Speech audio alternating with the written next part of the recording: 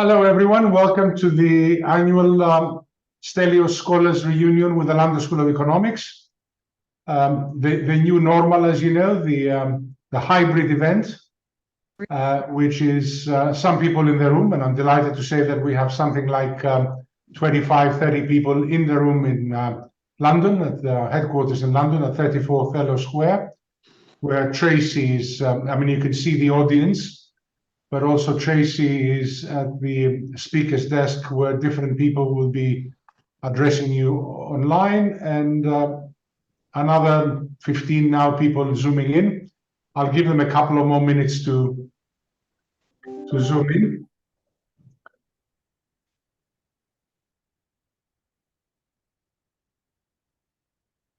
Can we just put it on gallery view a second? Let's take a picture of everyone.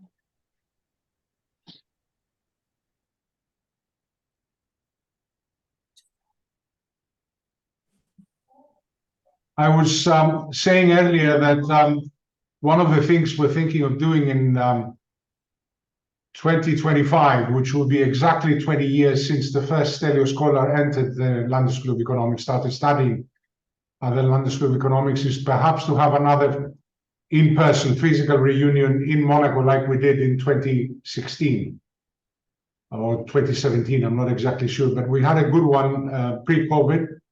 And maybe on the 20th anniversary, it's a good way to bring everyone together. But in the meantime, we'll have to do with a hybrid event, and only the people in the room will enjoy a drink afterwards. So welcome everybody again. Tracy, can you start sharing your screen to show the presentation?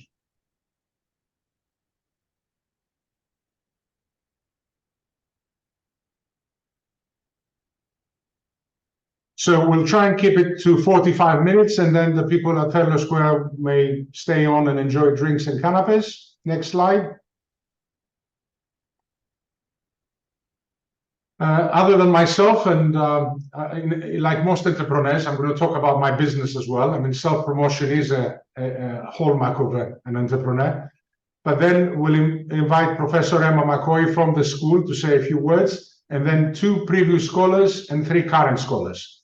So we have a very nice representation of scholars, if you like to speak, from the first one, Manuel, to 3 of the first year current students. So next slide, please. I always take an opportunity when we have a charity gathering like this is to talk a bit about my business, obviously for self-promotion reasons, but also I think it's important to remember where the money is coming from. So the Stelios Foundation, which is the entity that grants the scholarships, is funded by donations by Easy Group. Easy Group is my own private company, incorporated in London. It's the creator and the owner of the Easy family of brands, which means it has a business model of collecting royalties from all the other businesses you have heard about, like EasyJet, of course, and Easy Hotel and all the others. And the majority of the profits of Easy Group every year are donated to the foundation to give back to society. One of the reasons I created this business model with Easy Group is to have a steady recurring income stream.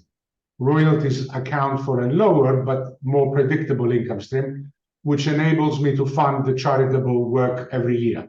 It's not about a big bang donation. It's about doing the same work and more every year, year in, year out.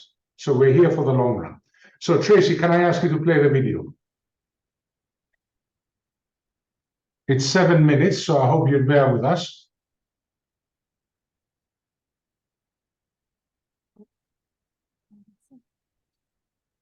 Sound.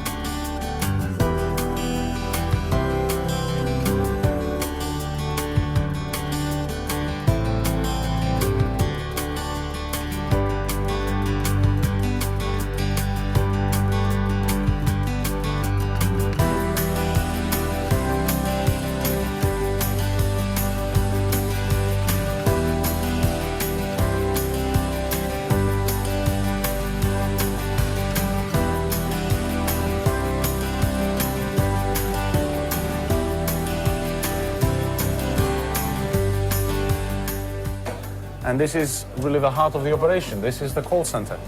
More than 100 seats, 24 hours a day.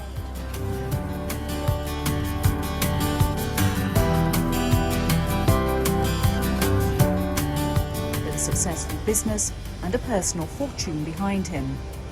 He believes he can make flying as easy as getting on and off a bus and almost as cheap. He spent £5 million setting up his own airline, starting with the Scottish routes. We're not just cutting costs, we're doing things differently.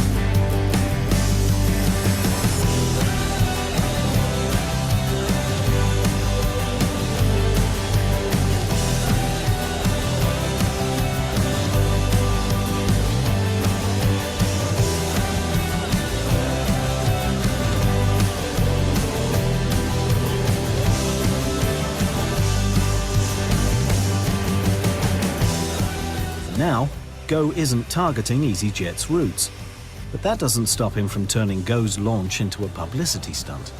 Staff at Luton-based rivals EasyJet made a special trip to Stansted today. To EasyJet, it's a publicity coup.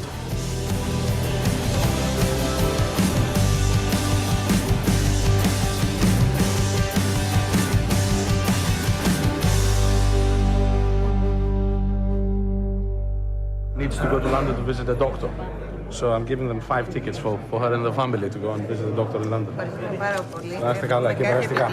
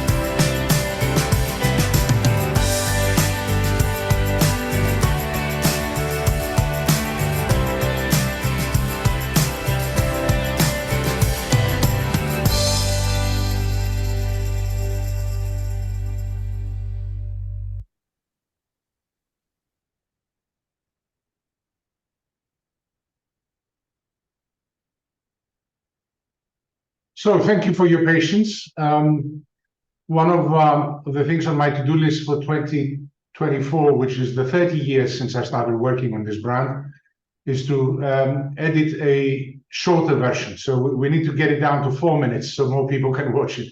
So next time we meet, hopefully I'll have a 4-minute version for you. So enough about my business. Let's talk about giving back to society now. The Stelios Philanthropic Foundation is the vehicle I created in the UK to give back to society. Next slide. We have a mission to be diversified in our causes. So we're not focusing on a single cause. We can give to many different things, as you will hear, from scholarships to feeding people in need. But we do it close to home. So these are the places where myself and my family have lived and worked over the years. And we try to give close to home rather than go, for example, to the neediest in the middle of Africa to solve a problem there. We stick to these places. Next slide. We have headquarters in 4 countries. The people in London are in the building at 34 Othello Square in South Ken, a very nice part of London. We have equivalent buildings in Athens, in Cyprus, and in Monaco. Next slide. I'm now going to talk briefly about the diversified causes we support in each country and then talk about scholarships. So in the UK, for example, one of the highest profile charities we support is the Princess Trust. Obviously now to be renamed the King's Trust, as they just announced. But equally, we give money to the Red Cross, to the United Nations Refugee Agency, to several aviation or maritime-related museum causes, charities that reflect my background, but also we support a award for disabled entrepreneurs. So every year for the last 12, 13 years, we've been giving grants to people with a disability who started a new business. Imagine how difficult that is to achieve. Again, you heard it here first. Next year, in January, in 2024, we're going to launch a parallel award in the UK for people who are young and started a recent business. So like we do in other countries, a young entrepreneur in the UK award. So the criteria is under 35 years old, started a UK registered company in the last 5 years, and they've achieved turnover of at least £1 million a year. So watch this space. I'm sure people in the room or in the Zoom might be qualified to apply. Next slide, please. This is our work in Greece. The biggest project there is the Food from the Heart, helping the neediest, but close to home. So this was started during the financial crisis when both Greece and Cyprus were in difficult financial situation. And I said, what these people need more than anything else is a few calories. So we went out and organized for snacks, which we pay for, to be given to anybody who comes to one of our distribution centers.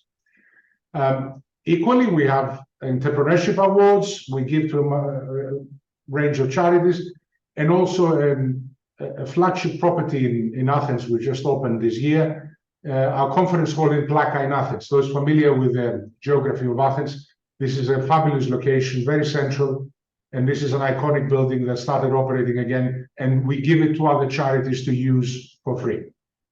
Next slide, please. Cyprus, other than the young entrepreneurs that I've been talking about for the other countries, we have a special project for Cyprus by communal entrepreneurs. So in trying to promote lasting peace on the island, we're encouraging Greek Cypriots and Turkish Cypriots entrepreneurs to join forces, do joint ventures, work together for the benefit of lasting peace. We believe that if people know each other, if they work together, if they create wealth for themselves and the others and their employees and their customers, they're less likely to, if you like, go to war. Next slide, please. And in Monaco, Monaco is a good place to fundraise. You don't find many people in need there to give them food, but it's an excellent place to fundraise. So every year for the last 12 years, we've been doing a fundraiser with the Sovereign Prince, Prince Albert, and this year we broke records by raising 864,000 euros for the environment, for the WWF, the well-known environmental charity. Some other the good causes we support in the area of Monaco and the south of France. Next slide. So this is the nearest I could come up with photographs from me at the London School of Economics. I was there as a student between 1984 and 1987. Now, that was clearly before the iPhone era. So I couldn't find a single picture of myself as a student. I don't know, maybe I wasn't there often enough, or who knows. But if anybody from the school or past graduates or whatever can actually track down a photograph, I'm willing to pay good money for it. But these are from subsequent visits. So this is with a cohort of the scholars in 2008, and this is when I was invited to lecture at the LSE in 2017. Next slide. We've been having these events at Stelios Square. Pre-COVID, Dame or Baroness Minouche Shafik came over, who had a lovely event, and we're now committed to holding them regularly, either in hybrid or in person. The latest, the cumulative total of the scholarships at the London School of Economics is now £3 million, and the latest year is for 5 partial scholarships of £17,000 each student each year. But remember, each student is an undergraduate degree, which means 3 years. So you multiply 17,000 by 3 years by 5 students, and the total for this year is £255,000. The reason this partial scholarship is Brexit. And with all due respect to those who like Brexit, one of the unintended consequences of Brexit is for someone from Greece or Cyprus to study at the London School of Economics has become 3 times more expensive. Actually, if you go back to my era, in 1984, I think I studied at the London School of Economics for free, because the principle back then is I came from Greece, and education in Greece, higher education in Greece is free, it's sort of state-funded, state-owned, and therefore costs nothing. So I had the right to actually study in London for nothing. Fast forward all these years, and you have to pay $25,000 a year for 3 years. So imagine how much more expensive it has become. And that's why we believe it's important to help more people, even with a partial scholarship, towards the increasing burden of studying in London and at the LSE. Next slide. So may I ask Professor Emma Coy to come to the speaker's desk so she can say a few words to the people in the room and the online audience. Thank you. Thank you. Can everybody see me? It's okay, brilliant. Thank you so much. It's absolutely wonderful to be here. I know that Sir Stelios talked about Minouche Shafik having been here previously, and obviously she has now gone to Columbia, as you all know, and our new interim president, Eric Neumeier, would have loved to be here, but he's kind of otherwise engaged. But of course, he sends his best wishes, and we have our new president starting soon, and I'm sure that Larry Kramer, when he arrives, will be attending these events. I think I just want to say a few words really about how important scholarships are to us at LSE, and the ones provided by the Stelios Foundation in particular. I gather that there was an event last Tuesday where LSE, in partnership with the Stelios Foundation, hosted some prospective students and scholars at, indeed, I think you showed a picture, Sir Stelios, of the conference hall in Plaka, Athens. And I gather that that was an incredibly inspiring event that gave students the opportunity to learn more about the scholarships and the foundations, and I gather it gathered some fairly favourable press releases as well, which is great. I think I was just amazed by the presentation about the Stelios, well, about the Easy family to begin with, and of course about the Stelios Foundation and all the varied work that it's done. I gather that we have had over 130 scholars have been supported at LSE through the Stelios scholarships. And it's so important. This funding for us is just really vital. We are so appreciative of the continued relationship, and I know that the alumni, the Stelios alumni, have gone on to work in sectors around the world, and we'll hear more about that. And of course, I'm really looking forward to hearing from and speaking to our current scholars as well. So there are all of these amazing alumni from the Stelios Foundation, but of course you will be joining an amazing community of LSE alumni all over the world. I was thinking about one of the easy brands that we don't currently have is Easy Education, so Stelios. But of course, I think it would be maybe we'll have to speak to the current and past scholars, but I don't think that an LSE education would probably be described as easy. In fact, my son also went to LSE, so I know what an amazing transformative experience an LSE education is. At LSE, we continue to do lots of amazing work in education, and we really can't deliver our mission for global impact without the scholarship work that's done both by the Stelios Foundation and more broadly. I'm more interested really in speaking from past and current scholars, but I'm really looking forward to supporting the scholarships going forward. And do stay connected. LSE really becomes a lifelong community, and so do stay connected with us, and obviously come back and visit often when you have graduated, and for those alumni that are here. So I'm going to hand over now, but just a very big thanks for the occasion today. Okay, thank you. Thank you very much. Thank you. Round of applause in and out of the room.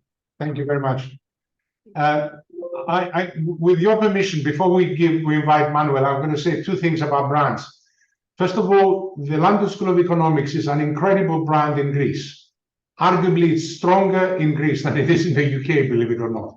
So it's incredible how many talented, ambitious young people came to that conference hall in Plaka because they had the dream of studying at the London School of Economics.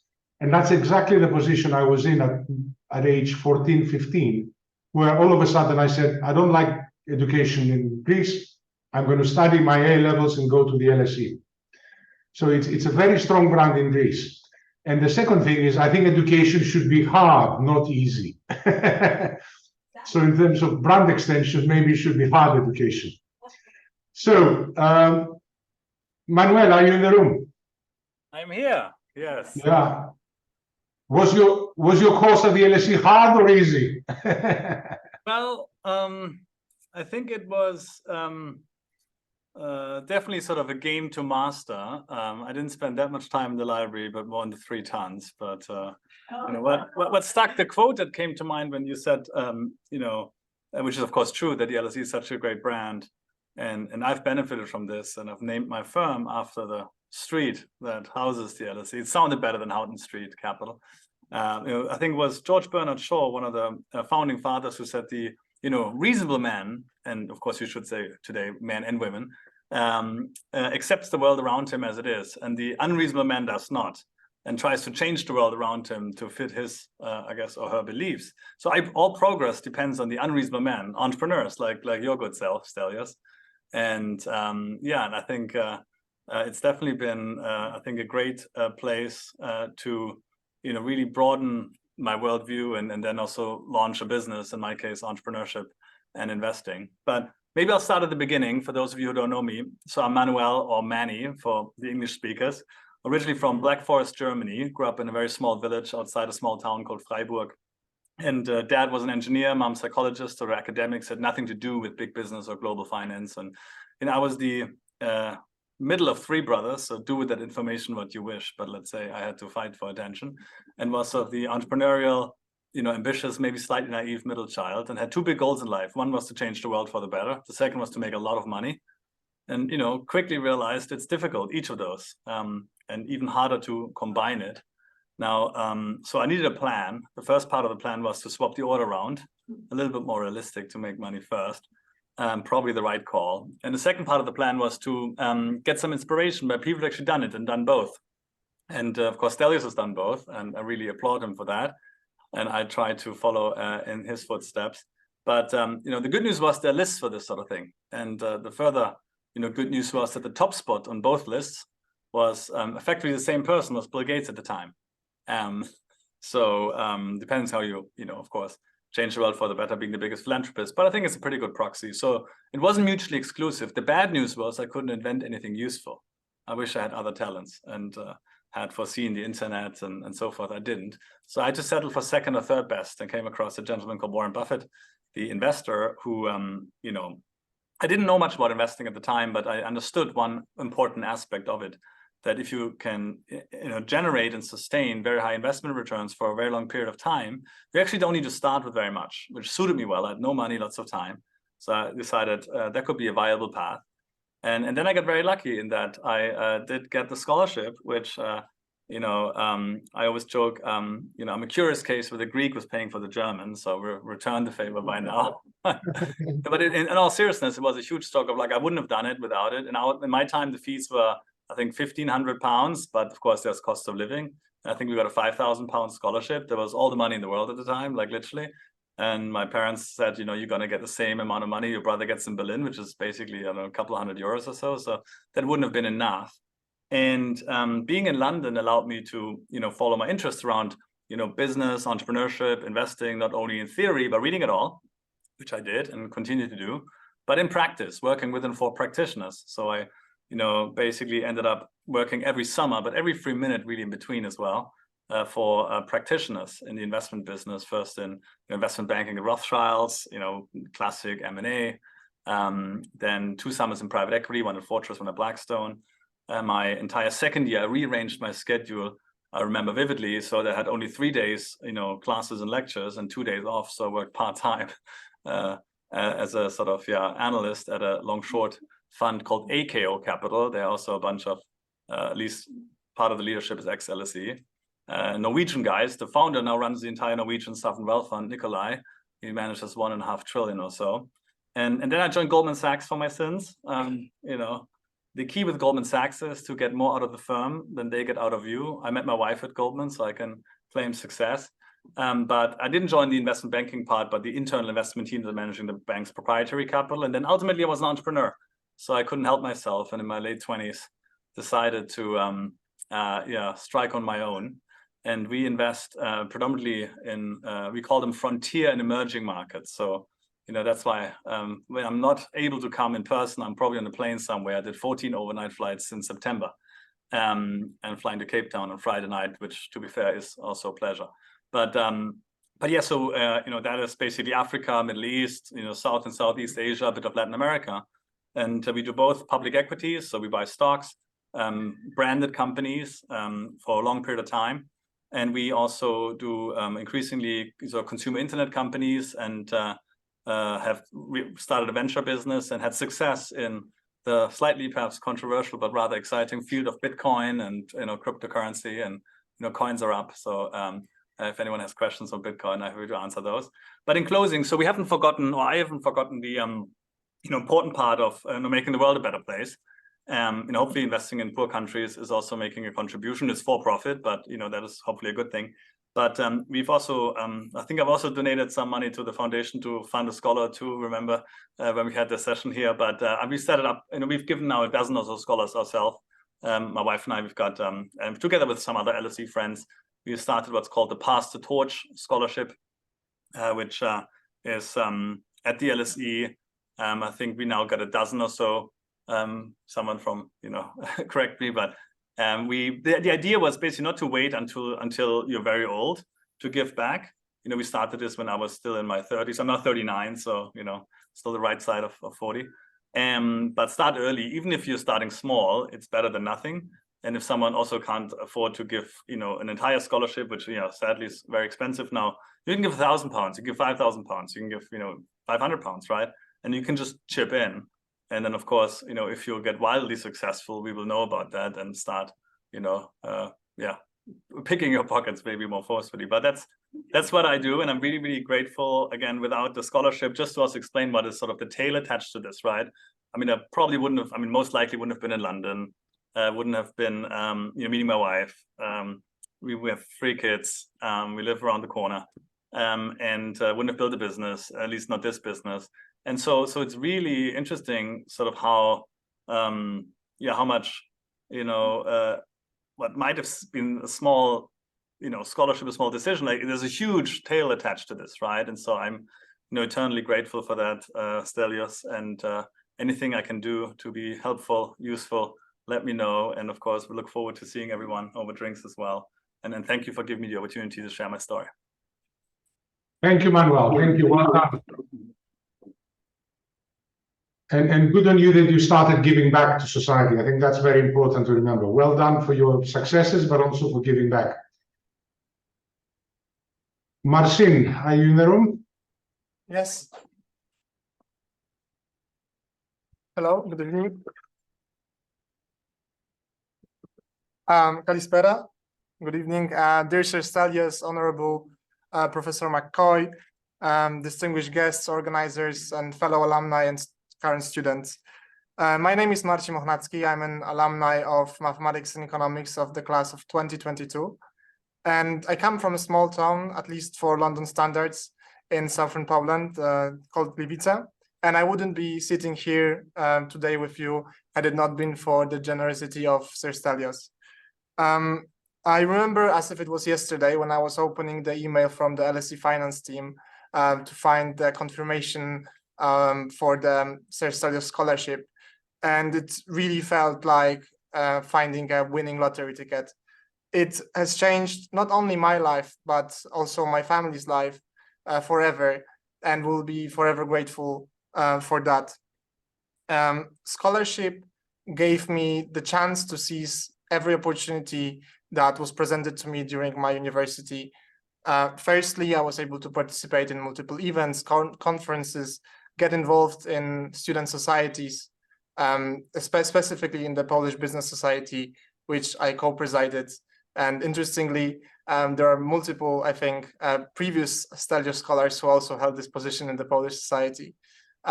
So that was that broadened my horizons, allowed me to meet new people, new students, and develop skills outside of my academia. Secondly, I was able to get some, apart from my studies, to get some work experience, some part-time internships in a Polish and Belgian fintech, then a summer internship in consulting, and which led me to what I'm doing now. And where I started last year a business analyst position at a TMT focused strategy consulting company called Altman Solon here in London.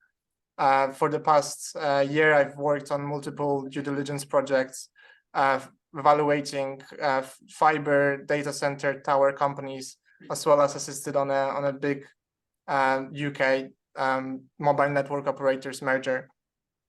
And inspired by Sir Stelios' philanthropic activities, every day I work very hard, and I strive to also one day be successful, to also be able to give back to the community, if not financially, provide inspiration and some support for young people to achieve their dreams, to follow their goals for the betterment of the society. I have two pieces of advice to current students. The first one is to be open-minded. Enter or continue your university experience with an open mind. Look for chances to get involved. Don't be afraid to go out of your comfort zone. The university is a perfect place to try new things out. Meet people and talk to people. Get inspired and inspire. There is no better place than this, rather than London and specifically LSE. The second piece of advice would be, if you are flying home for holiday break, choose EasyJet. And to conclude, once again, Evcharisto to Sir Stelios for his continuous support, and good luck to new Stelios scholars. Thank you. Thank you, and thank you for Greek, for speaking in Greek as well. Well done. Excellent. So we're going to hear from 3 current students. Hi, how are you? Kalispera. My name is Konstantinos Stagakis. I'm a first year doing my Bachelor in Finance, obviously at LSE. I grew up in Plaka, where your headquarters in Greece are now, as far as I can understand. or nearby. And then I moved, I grew up there for the first 10 years, and then I moved to the southern suburbs of Athens in Vula. To get to LSE, I followed the IB program in the Moretti School, where I was again on scholarship. And yeah, here I am now at LSE. Obviously, I'm genuinely thankful to Sir Stelios and the entire Sir Stelios Foundation for giving me this opportunity, which wouldn't be, as you've said, with Brexit, wouldn't be possible. And yeah, although I don't have any tips to give to anyone because I'm a newcomer, I really have enjoyed my first 2 months at the university. And yeah, I hope to make you all proud here at the foundation. Thank you, Constantine. I have a question for you, if I may. Just try to answer the following question.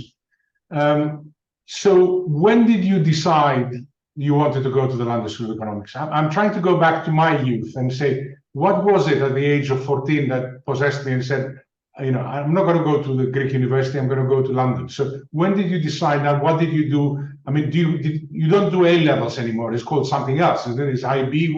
How do you enter the LSE now from Greece? Explain to us. Yeah, so obviously my passion from 9 years old, I want to get into the financial industry. And that was when my sort of mentor or family friend talked to me about his job, who was a portfolio manager at the time. And being in the financial industry, he was aware that I asked him which was the best university in the world to join the financial industry, and he told me LSE, which just goes to show how big of a brand LSE is in Greece, as Sir Stelios mentioned himself. Yeah, so when I was 9 years old. How old were you? 9 years old. Really? You knew what you were going to do at the age of 9? No, that was a dream back then, to be honest. And then as you I think when I was 9 years old, I wanted to play for the Greek football team, not go to a university. But anyway, so when did you realize you had to do some studies? Because which school did you attend? What was your high school? So I used to attend the public school in Vula, and then I got a merit-based scholarship at Moretti, which was really I had sat for the scholarship exams for private schools at the end of primary school as well. It didn't go as planned, and then I sat again for it at the end of 9th grade, and I eventually did get the scholarship this time. So that was when I realized that I could achieve something really big through the academic path. And although due to Brexit, I thought that LSE or the UK universities, but LSE, which was a dream university for me, wasn't really a possibility. I applied either way. And yeah, in April of last year, a month exactly before the exams, the offer of the university came. And I couldn't really be happy about it because I knew that even if I do meet the offer, it doesn't mean that I can actually attend the university due to the high tuition fees generated from Brexit. So yeah, I always wanted to go to LSE. I realized that I have a chance that last April, and it was 4th of August, where I was sitting in my desk, that I got the confirmation from the finance careers at LSE that I actually got the Stelios Scholarship, which was a huge relief for me because the scholarship was supposed to come by the end of July, but because some days had passed and we were in the beginning of August, I thought that I wouldn't actually get it, which really saddened me and would mean a whole different academic pathway for me. But yeah. So Constantine, thank you very much. I mean, it was very helpful what you told us. We have 2 more speakers and I promised to finish on 45 minutes. So well done, Constantine. Thank you. Aya is next. Yeah, hello, I'm Aya. It's nice to meet you. Thank you for having me here. Well, a bit about me. I was born and raised in London, and growing up in London with a single mum meant that I faced many financial challenges, but that didn't stop me. It just made me work much harder. And with the help of your scholarship, it has meant that I don't have to take as many loans out. I'll be debt free. And the moment I got that scholarship, because I was on the waiting list, so in my head I didn't think I would get the scholarship, and I didn't get it until towards the end of August. So it was a big shock. And yeah, thank you very much to the Stelios Foundation. Well done for getting the scholarship. Congratulations and good luck with your studies. Thank you.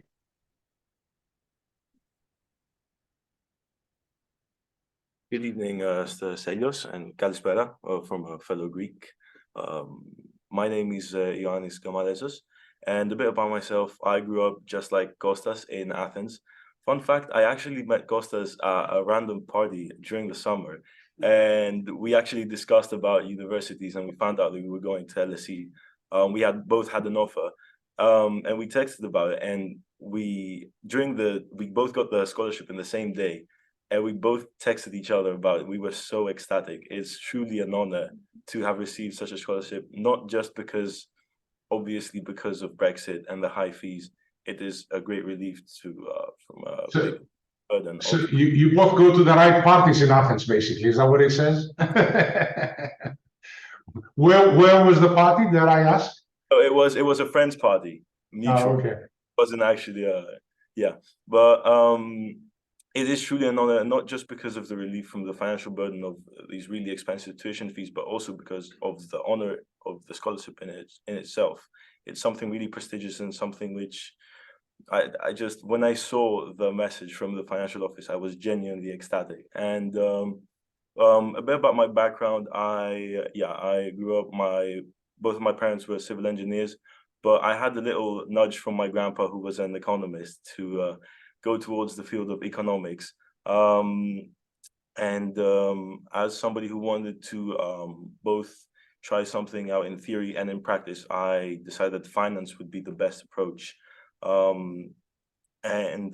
Unfortunately, in Greece, especially in the category of finance and economics, the universities aren't really as on par as LSE. Quite the difference between even the best Greek university in economics, like ASOE, and LSE is quite big in comparison to other categories like medical schools, for example. And I'm genuinely humbled to have the opportunity to be able to study at LSE and meet all these wonderful people. It's genuinely been such an experience. It's opened my mind.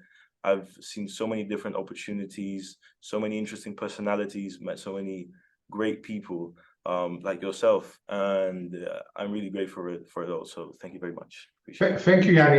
I'm going to put you on the spot like I did with Konstantinos. So what age did you realize you wanted to go to the LSE? And what did you do about it? How did you get in?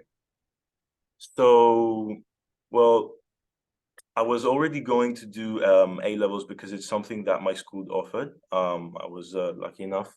Which school was that? It's a small private school up north. It's called Ekpedevtiki Anagenisi. English people, it's really hard to pronounce, but for Greeks, yeah, it's a bit easier. But yes, it already offered A-levels. So just the prospect of having, for example, 3 A-levels, which I really liked, seemed much better to me than to have to follow the traditional Greek system where you have to sit for various subjects, some of which you might not be interested in. And I was interested in maths and economics and further maths as well. So I chose these 3. And then kind of when... How old were you when you chose A-levels? I was 15. Okay. Yep. So, and then it all kind of... And your grandfather was an economist? Yeah, he was. Incredible. How did you make money as an economist in Greece back then? That's actually really funny. He was basically the head of Panepistemio Piraeus. It's the an academic, basically. Yeah, and he also made some books, which at the time, because it was quite a long time ago, and they used to actually read books back then, they were quite profitable. Great. All right. Thank you very much for your kind words and good luck with your studies. Tracy, can we have the next slide? as Tracy reminds me, who is the master of LinkedIn, if you really want to keep in touch, please follow the Stelios Foundation on LinkedIn. Obviously, the LinkedIn is a very good professional network. It's a very good way to find a job, by the way, if you're ever looking for a job. So we would like more people to stay in touch. I mean, in reality, our participation at these events is about a third or 40% of the scholars we have. So we'd like to see that increasing. So please stay in touch. If you know a scholar that hasn't participated, might be interested next year, please encourage them to follow the foundation on LinkedIn, and they will get the invitation. Otherwise, there won't be. Notes? Yeah. And that's it. Anything else from the room? Or can I wish you enjoy the rest of your evening? Have a drink on us, and good night. Thank you. Bye-bye.